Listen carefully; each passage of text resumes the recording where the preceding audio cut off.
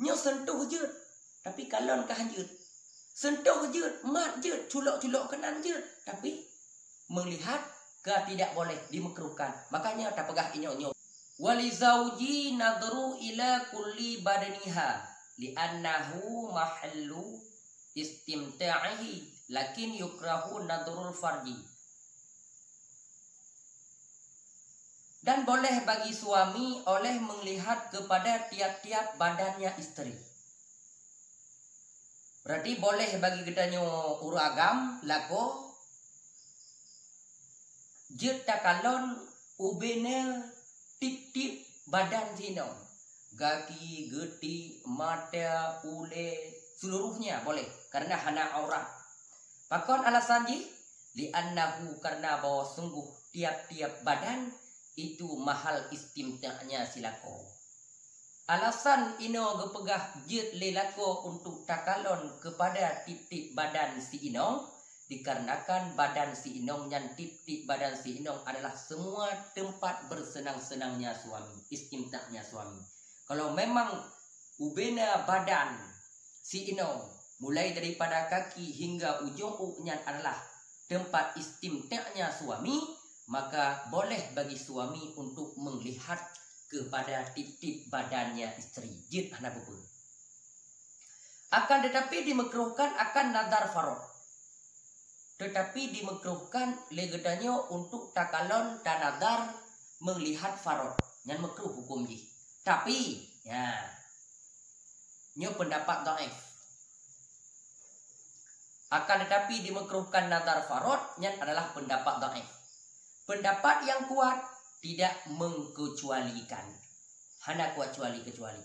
Ada nama badan istri mulai daripada ule hingga kepada kaki dan seluruh badan istri baik farod ataupun bukan farod hukumnya tetap boleh untuk melihat dikarenakan alasannya mahal istimta'.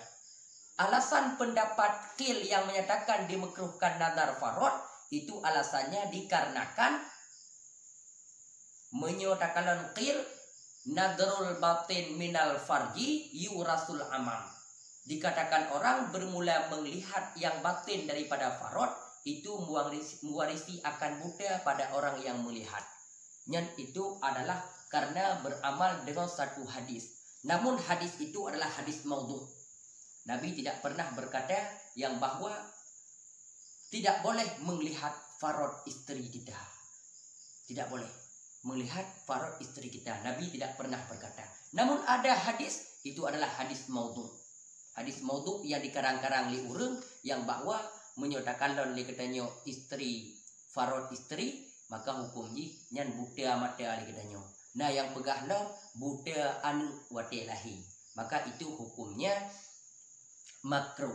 Tapi pendapat yang kuat boleh katanya takalon ubena tip-tip badan istri. Oh takalon mantong pakon tak pegah pendapat lain. Melihat menyentuh farod boleh. Mat farod boleh. Mat ubena badan istri dan boleh. Mat farod boleh juga. Culok dalam farod boleh juga. Melihat kehanjut makruh. Mungkin. Padahal kaedah menyatakan sesuatu yang haram melihat haram tersentuh. Pakon karena sentuh itu terlebih lezat. Nyo sentuh je, tapi kalon kehanjut. Sentuh je, mat je, culok-culok kanan je, tapi melihat ke tidak boleh dimakruhkan. Makanya tak pegah inyo pendapat lain. Nah, makanya pendapat lain. Maka menyogetanya suami boleh melihat tip-tip badannya istri tanpa kecuali.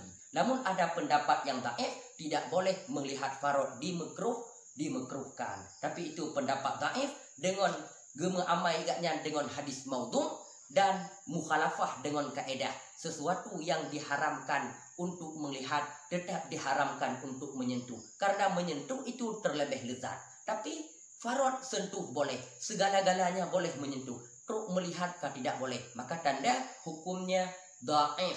Pendapat yang menyatakan dimakruhkan melihat farod. Yang kuat tetap boleh. Namun ada beda di antara laki-laki dan istri. Kalau laki-laki boleh melihat semua bentuk badannya istri. Alasannya karena sesungguhnya tiap-tiap badan itu mahal istimda'nya. Boleh melihat, boleh menyentuh. Tapi kalau istri begitu juga, wa aksu zalika misluhu, dan bermula akas demikian itu misalnya suami. Suami boleh melihat semua tubuhnya istri, tiap-tiap badannya istri. Istri juga boleh melihat tiap-tiap badannya suami. Maka boleh baginya istri nadru kullu badnihi, oleh melihat tiap-tiap badannya istri. Naam, akan tetapi ada beda. Boleh bagi suami oleh menegahnya istri daripada melihat auratnya suami mantau-mantau. Tapi suami jid dipegah ba'inau be'akalong-kalong ada lulu. Be'akalong-kalong aurat lulu. Jid. Maka haram di atas istri oleh nadarnya aurat. Maka apabila akan dipegah oleh suami hanjir kalong-kalong ada lulu, hanjir kalong-kalong aurat lulu, maka haram bagi istri untuk melihat aurat suami. Ini yang beda. Tapi istri tidak boleh melarang suami untuk menegah melihat daripada aurat